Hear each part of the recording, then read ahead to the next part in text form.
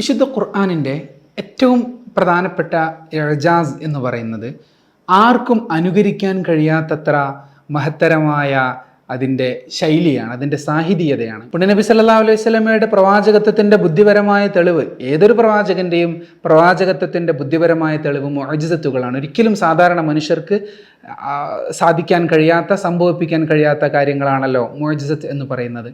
മുഅ്ജിസത്തുകളെക്കുറിച്ച് ചെറുതായി മനസ്സിലാക്കിയിട്ട് നമുക്ക് വിശുദ്ധ ഖുർആനിലേക്ക് വരാം. മുഅ്ജിസത്ത് എന്ന് പറയുന്നത് പ്രപഞ്ച നിയമത്തിന് എതിര് നടക്കലാണ്, പ്രപഞ്ച നിയമത്തെ ലംഘിക്കലാണ്. മുകളിൽ നിന്ന് ചാടിയാൽ താഴെ വീഴുക എന്നത് പ്രപഞ്ച നിയമമാണ്. എന്നാൽ മുകളിൽ നിന്ന് ചാടുകയും മുകളിലേക്ക് പറക്കുകയും ചെയ്യുമ്പോഴോ പ്രപഞ്ച നിയമം ലംഘിക്കപ്പെട്ടു. പക്ഷേ ഒരു പാരച്യൂട്ട് ഉപയോഗിച്ച് അല്ലെങ്കിൽ മറ്റേതെങ്കിലും ശാസ്ത്ര സാങ്കേതിക വിദ്യ ഉപയോഗിച്ചുകൊണ്ട് ചാടിയാൽ ചിലപ്പോൾ മുകളിലേക്ക് പറക്കും. അപ്പോൾ മുകളിലേക്ക് പറക്കലാണ് പ്രപഞ്ച നിയമം. എന്നാൽ പ്രസ്തുത സങ്കേതങ്ങളൊന്നും ഇല്ലാതെ അത് സാധ്യമാകുമ്പോഴാണ് അത് മുഅ്ജിസത്ത് ആകുന്നത്. അപ്പോൾ ടെക്നോളജി ഉപയോഗിച്ച് മുഅ്ജിസത്തിൻ്റെ ഭാഗമായി നടന്ന പ്രവൃത്തികളെ നമുക്ക് പുനരാവിഷ്കരിക്കാം. പക്ഷെ പ്രസ്തുത സങ്കേതങ്ങൾ ഇല്ലാതെ അത് നടക്കലാണ് മുഅ്ജിസത്ത് എന്ന് പറയുന്നത്. ഇനി മാജിക്കിൻ്റെ ഭാഗമായി നടക്കും. മാജിക് എന്താ? അവിടെ ഈ ശാസ്ത്ര സാങ്കേതിക വിദ്യകൾ ഉപയോഗപ്പെടുത്തുന്നുണ്ട്, പക്ഷെ നമ്മുടെ കണ്ണിൽ നിന്നും അത് മറയ്ക്കുന്നു എന്ന് മാത്രം. അവിടെ ആ വിദ്യ ഉപയോഗപ്പെടുത്തുന്നുണ്ട്. ആ വിദ്യ പഠിച്ച മറ്റൊരാൾക്കും അത് ചെയ്യാനും കഴിയും. ഇനി മറ്റൊന്നാണ് ബ്ലാക്ക് മാജിക്, സിഹിർ എന്ന് പറയുന്നത്.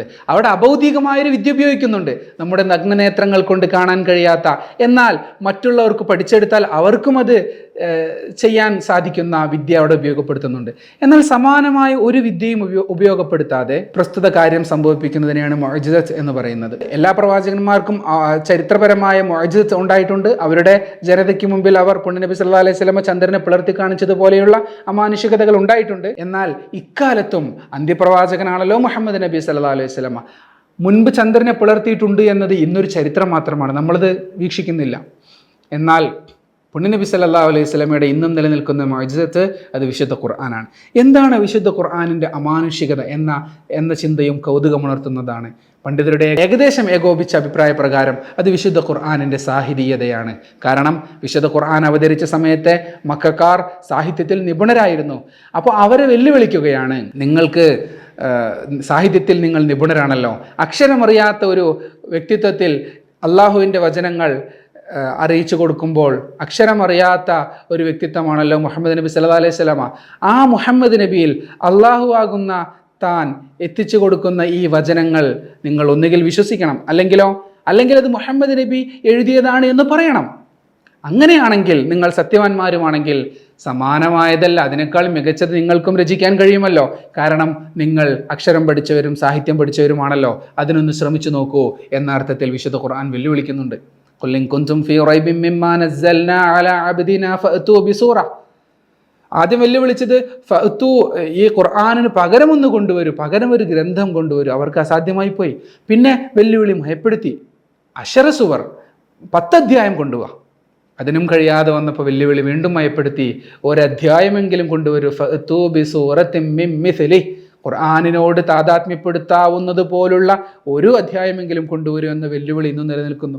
പ്രവാചകരെ വധിക്കാൻ ശ്രമിച്ച, പ്രവാചകരെ ആട്ടിപ്പായിച്ച, പലായനത്തിന് നിർബന്ധിതനാക്കിയ, പിന്നാലെ നടന്ന് യുദ്ധങ്ങൾ ചെയ്യാൻ ശ്രമിച്ച മക്കക്കാർക്ക് എളുപ്പമായിരുന്നുവല്ലോ വിശുദ്ധ ഖുർആനിലെ ഒരു അധ്യായത്തിന് പകരം മറ്റൊരു അധ്യായം കൊണ്ടുവന്ന് ഖുർആനിനെ മലർത്തിയടിക്കാൻ. എന്തുകൊണ്ട് അവർ ശ്രമിച്ചില്ല?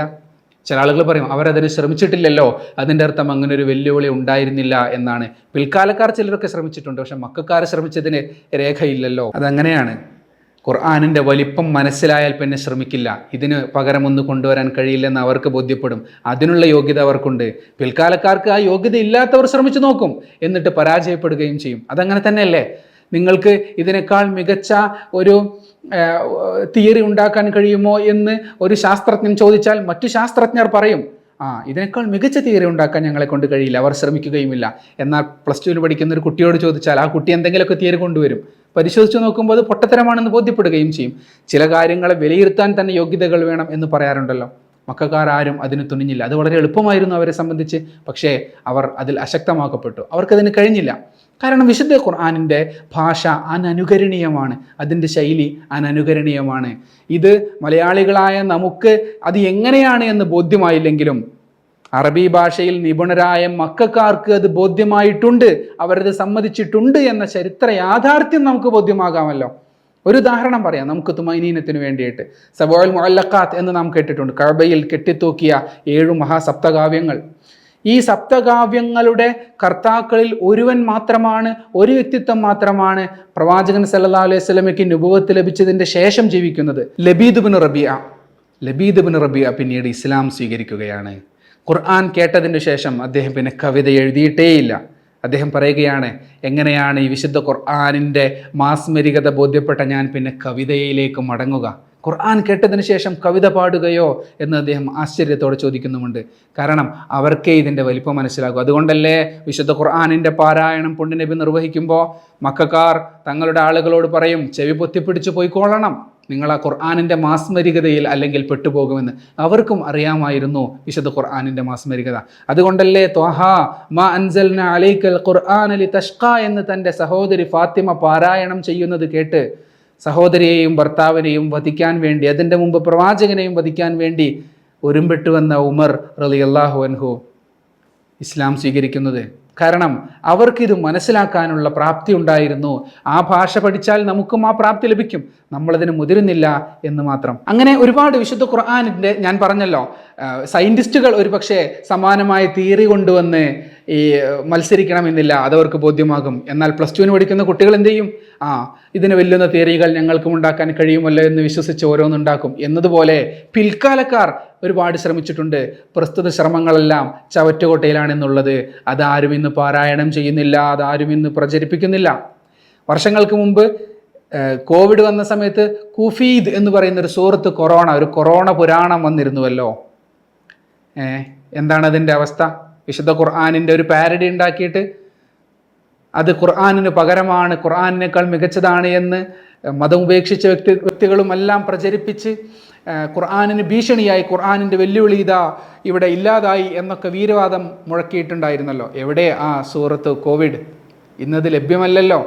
അതൊക്കെ ചരിത്രത്തിൻ്റെ റിസൈക്കിൾ ബിന്നുകളിൽ, ട്രാഷ് ബിന്നുകളിൽ മാത്രം അവശേഷിക്കുകയും ഖുർആൻ അതിജീവിക്കുകയും ചെയ്യുന്നു. അത് ഹൃദയങ്ങളെ സ്വാധീനിക്കുന്നു, അത് ജനതകളെ രൂപപ്പെടുത്തുന്നു, അത് സംസ്കാരങ്ങളെ നിർണയിക്കുന്നു, അത് ഹൃദയ രോഗത്തിനുള്ള ശമനമായി വർദ്ധിക്കുന്നു. എത്ര ആവർത്തിച്ചു പാരായണം ചെയ്താലും മടുപ്പ് വരാത്ത രീതിയിൽ അത് നവ്യാനുഭവം നൽകുന്നു. അല്ലെങ്കിൽ ഒരു വചനം എത്ര തവണ നാം പാരായണം ചെയ്യും? പ്രത്യേകിച്ച് അറബി അറിയുന്ന ആളുകൾക്ക് വിശുദ്ധ ഖുർആൻ ഒരു തവണ വായിച്ചു തീർന്നാൽ പിന്നെ വായിക്കാൻ നമ്മൾ ഒരു പുസ്തകം എത്ര തവണ വായിക്കും? വിശുദ്ധ ഖുർആനോ അത് ആവർത്തിച്ച് ജീവിതത്തിൽ മാസത്തിലൊരിക്കൽ ഖത്തം തീർക്കുന്ന അനേകം വ്യക്തികളുണ്ട്. അവർ ജീവിതത്തിൽ ഇതിങ്ങനെ പാരായണം ചെയ്ത് മരണം വരെ അതിൻ്റെ പാരായണം ചെയ്തുകൊണ്ടേയിരിക്കുന്നു. മടുപ്പ് വരുന്നില്ല. കാരണം ഇത് അള്ളാഹുവിൽ നിന്നുള്ളതാണ്, ഇത് അമാനുഷികമായ ഗ്രന്ഥമാണ്. ഇതിനും സമാനമായ ഒന്ന് കൊണ്ടുവരാൻ ഒരാൾക്കും കഴിയുകയുമില്ല.